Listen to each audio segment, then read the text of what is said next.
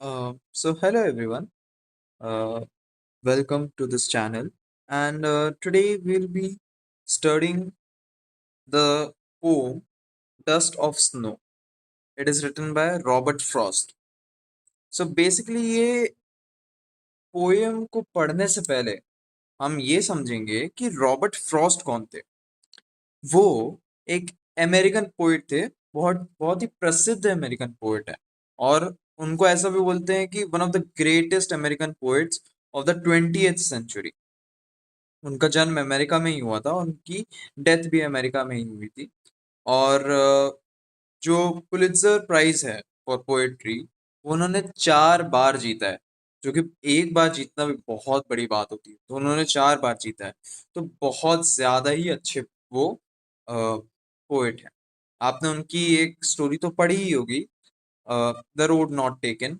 बहुत ही popular story है और बहुत लोग पढ़े हैं उसको। तो इनकी जो पोयम है, इनकी जो पोम्स होती हैं, इनकी जो स्टोरीज रहती हैं, ये ज्यादा फोकस करती है सिंप्लिसिटी में, फिलोसफिकली ज्यादा गाइडेड रहती है, और सिंबोलिज्म में ज्यादा इनका ध्यान रहता है। जैसे कि हम डस्ट ऑफ स्नो पढ़ने वाले हैं, है ना? तो ये भी एक सिंबॉलिक एक स्टोरी, एक पोएम है जो सिंबोलिज्म का बहुत ज्यादा यूज करती है। तो इसको स्टार्ट करते हैं। The way a crow shook down on me the dust of snow from a hemlock tree। इसमें क्या बोला है कि the way a crow Shuk down on me. जो हेमलॉक ट्री है, एक ट्री है, हेमलॉक ट्री, वो एक पॉइजनस ट्री है।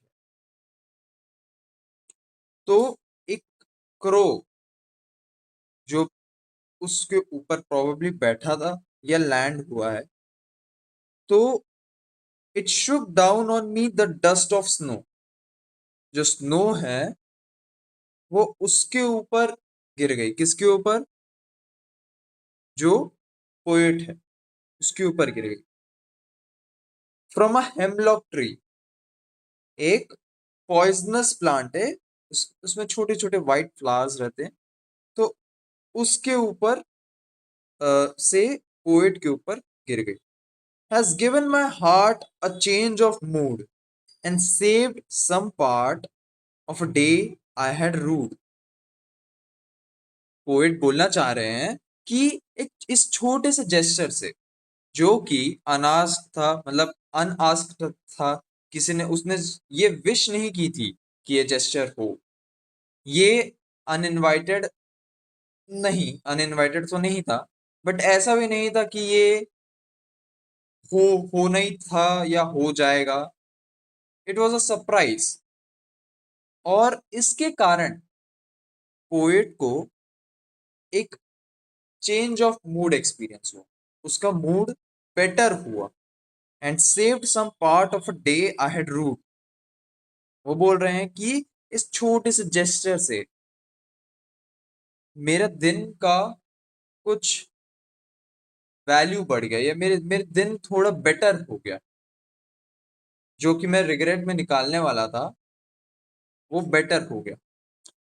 तो इसमें सिंबोलिज्म क्या है?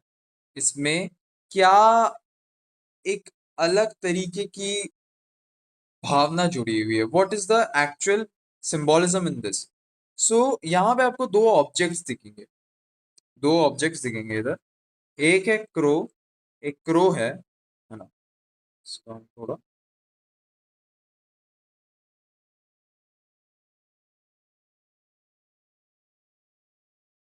एक हमारे पास एक क्रो है, और दूसरा हमारे पास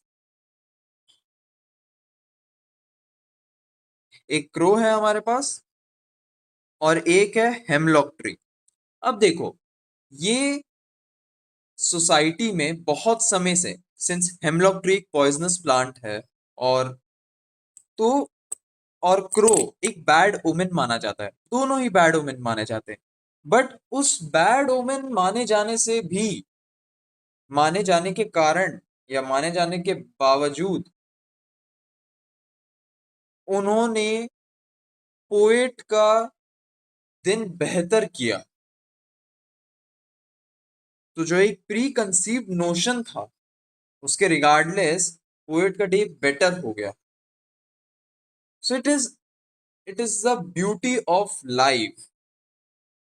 it's ironic but it's beauty of life as well, कि कैसे कभी कभी कुछ चीजें जो हमारे लिए बुरी मानी जाती है या हम उसे बुरा मानते हैं, वो हमारे लिए एक हम पे एक अच्छा प्रभाव छोड़ जाती है। या इसको इंग्लिश में एक फ्रेज भी है, ब्लेसिंग इन डिस्गाइज। ये तब बोला जाता है जब ऑफन हमारे साथ कुछ बुरा होता है लेकिन उसमें एक छोटी सी सही बात रहती है, ये एक छोटी सी अच्छी बात रहती है जिसके कारण हमें अच्छा लगता है। तो इसमें जैसे एक क्रो आया, वो हेमलॉक ट्री के ऊपर बैठा, तो वो क्रो खुद एक बैड ओमेन, हेमलॉक ट्री भी खुद एक बैड ओमेन है। स्नो एक पॉजिटिव ओमेन नहीं है बट एक पॉजिटिव एलिमेंट है। और कैसे दोनों की सिनर्जी जो कि सरप्राइजिंगली एक साथ बैठी, उससे पोएट का दिन बन गया डिस्पाइट जो भी प्रीकंसीव नोशन। तो स्टोरी इसी बारे में, कि कैसे इतनी सिंपल सी चीज पोएट के दिन को बिगड़ने से रोकी या बिगड़ते हुए दिन को अच्छा बना दी, है ना। तो यही हमारे पोयम का मतलब यही है कि इसमें जो कि कल्चरली सोशली बहुत ही ऑस्ट्राइज्ड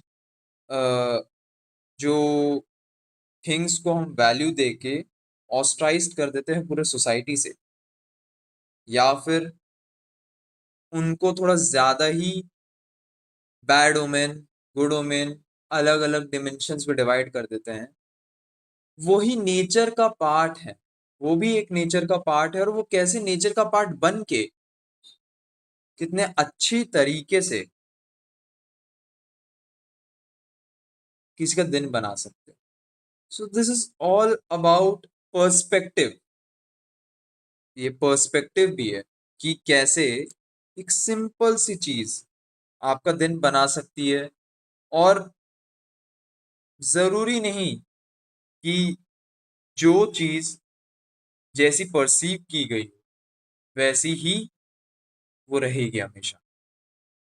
तो इस पोएम में जैसे ग्लॉसरी टर्म्स में अगर हम आए कि क्या क्या टर्म्स जो नए सीखे हैं, एक तो हेमलॉक हो गया।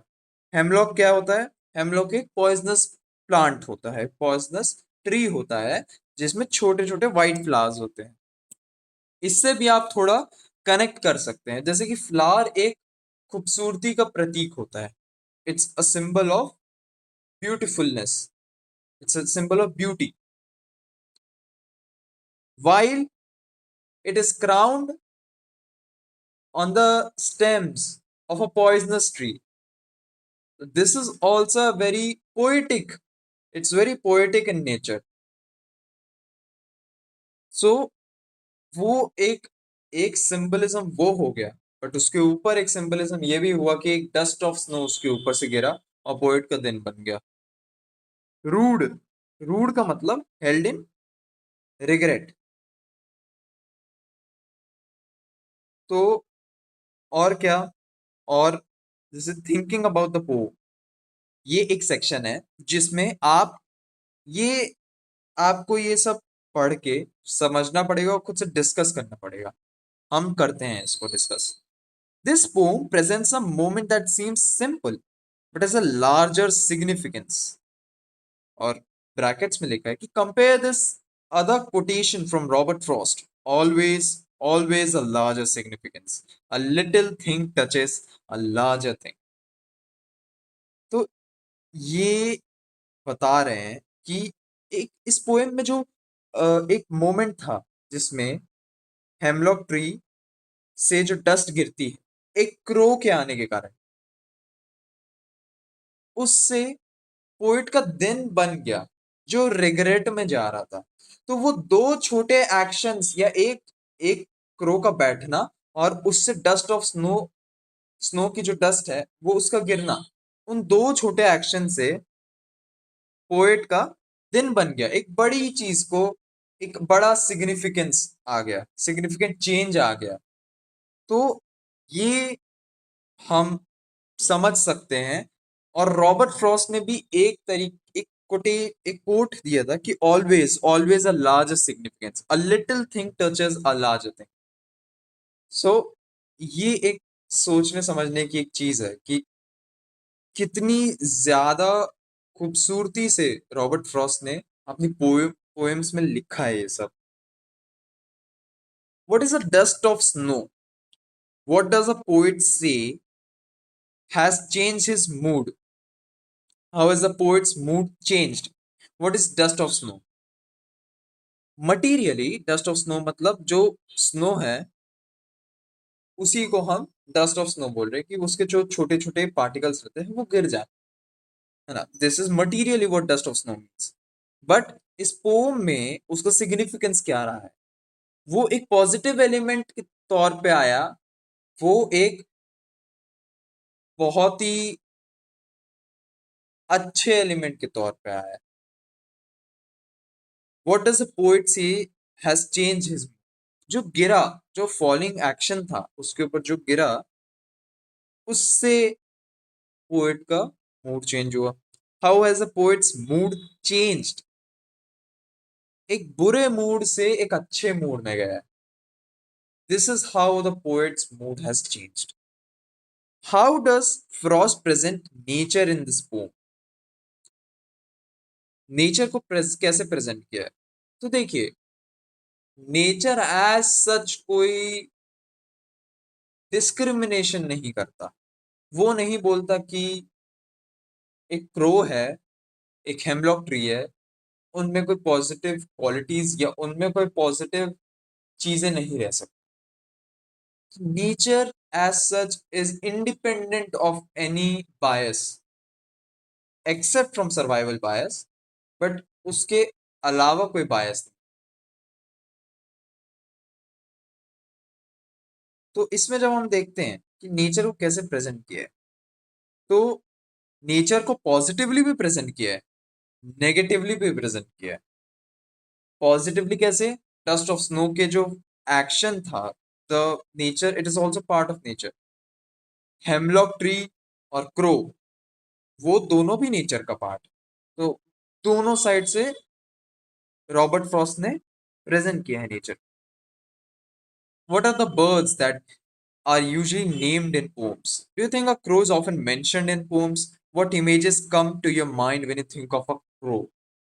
तो देखो, what are the birds that you usually mentioned or named in the poems? बहुत सारे birds को नेम किया जाता है।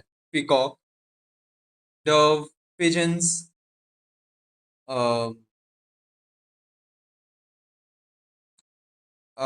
eagle, vulture, parrot, but crow बहुत कम यूज होता है, because crow is not, is culturally considered a bad omen, and in poems the thing is that लोगों को पॉजिटिव या ब्यूटी रिप्रेजेंट करने के लिए they use the above examples. Might represent करने के लिए ईगल को यूज किया जाता है, क्लेवर, क्लेवरनेस रिप्रेजेंट करने के लिए और दूसरे एनिमल्स को यूज किया जाता है। सो हर एनिमल के साथ एक सोशल क्वालिटी जुड़ी हुई है, जो हमने जोड़ी है, एक सोशल मॉरल क्वालिटी जुड़ी हुई है। क्रो के साथ एक बैड वुमेन होने की क्वालिटी जुड़ी हुई है, दैट वो वो एक अच्छा प्रतीक नहीं है। ऑल्दो क्रो की भी एक अलग क्वालिटीज जो हैं वो आती हैं, जैसे कि क्रो कभी भूलते नहीं, क्रो कभी भूलते नहीं है जिनने उनको खाना दिया है। तो that is also a quality. So that is one of the things that crows do. Crows का एक क्वालिटी है। तो एक इमेज ऐसी आती है कि क्रो बहुत ही क्लेवर होते हैं। क्रो कभी भूलते नहीं है, but they are also consider a bad omen in society. So ये सब इमेजेस आती हैं, मेरे इमेजेस आती हैं मेरे माइंड में। आपके जो आती है आप कमेंट बॉक्स बॉक्स में लिखिए, आप हर जगह लिखिए, जहां भी आपको, आप अपने नोटबुक में लिखिए, क्योंकि ये सब चीजें जरूरी है। इस बुक में लिखी हुई हर एक चीज को आपको पढ़ के स्टडी करना है, कि बहुत सारी चीजों से आपका नजरिया बदल सकता है। Again, what is a hemlock tree? Why doesn't the poet write about a more beautiful tree, such as maple or an oak or a pine or birch or mangrove, if the theme of the poem was such? But इधर Robert Frost को वो नहीं दिखाना था। Robert Frost को एक irony, एक poetic वे से रिप्रेजेंट करना था कि देखिए, हमने जो जो क्वालिटीज इनमें इनको डिस्क्राइब करने के लिए डाली है, जरूरी नहीं कि वो उस क्वालिटी के इंडिपेंडेंट नहीं, उसके भी बाहर उनके रिप्रेजेंटेशन है, और उनको भी एक अलग नजरिए से देखा जा सकता है। तो वही बोल रहे हैं कि हेमलॉक ट्री क्यों, कि हेमलॉक ट्री एक कॉन्ट्रास्ट प्रोवाइड करता है, जो कि आज तक हम देखें कि we are assuming a landscape जहां पे स्नो बहुत ज्यादा है। So the whole area is filled with snow. It's all white. It's peaceful. White is a color जिससे पीस रिप्रेजेंट होता है। डव इज अ बर्ड जिससे पीस रिप्रेजेंट होता है। हेंस क्यों जब भी आपको सरेंडर करना पड़े तो आपको व्हाइट फ्लैग दिखाना पड़ता है, बिकॉज इट रिप्रेजेंट्स पीस।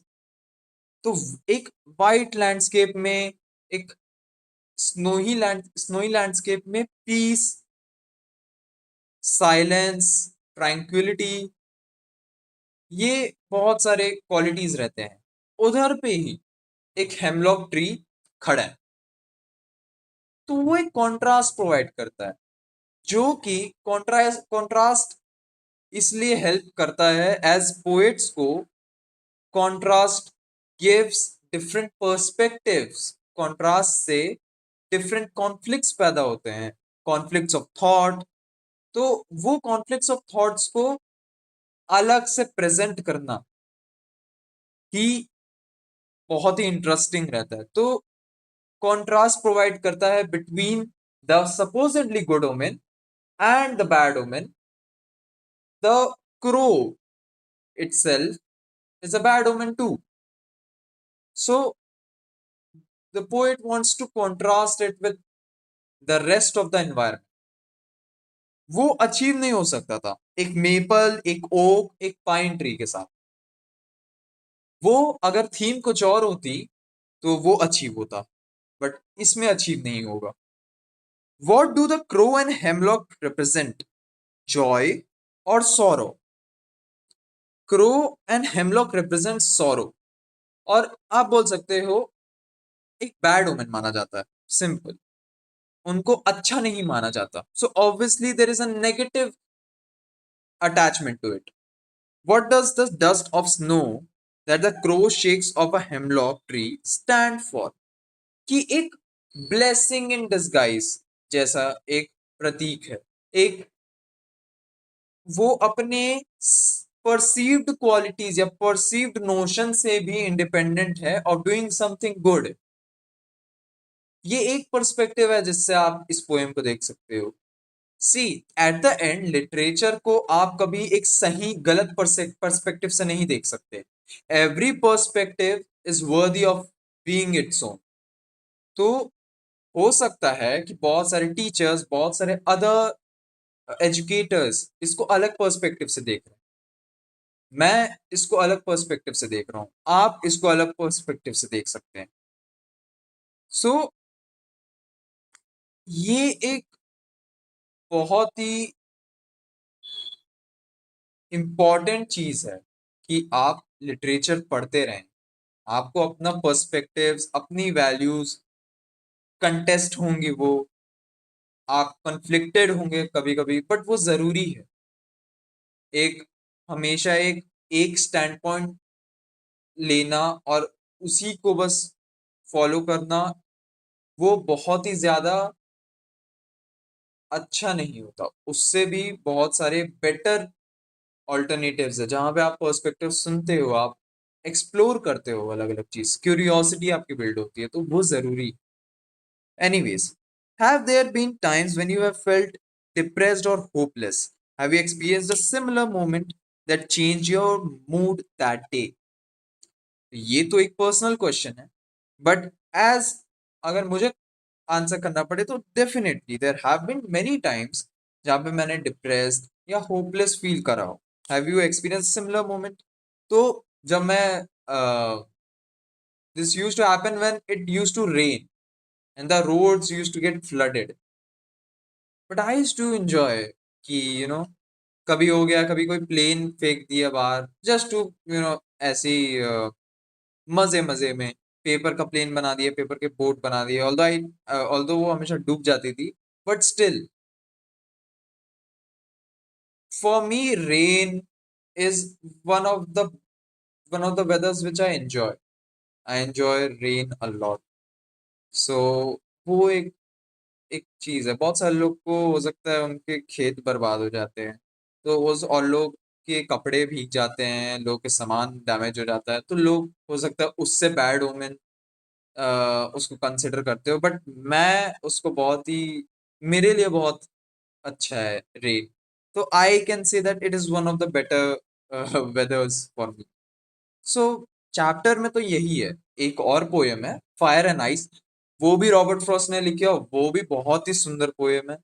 उसमें भी रॉबर्ट फ्रॉस्ट ने बहुत ज्यादा सिंबोलिज्म डाला है, और यही बहुत ही बढ़िया पोएट हैं, और इसलिए इनकी पोएम्स जब भी सुनते हैं या पढ़ते हैं तब लगता है कि ओके, एक अलग पर्सपेक्टिव खुल रहा है दुनिया की तरफ से। बहुत ही फिलोसफिकली इंक्लाइंड पोएट है। तो अगर आपको कोई और पोएम स्टोरीज पढ़नी है तो जरूर पढ़िए इनकी, बहुत ही अ, सही लिटरेरी राइटर है। चलिए, इस चैप्टर के लिए तो इतना ठीक है, और बाकी आगे देखते हैं जब भी और दूसरे दूसरे चैप्टर्स का बात करना होगा, then we will talk about that. Thank you.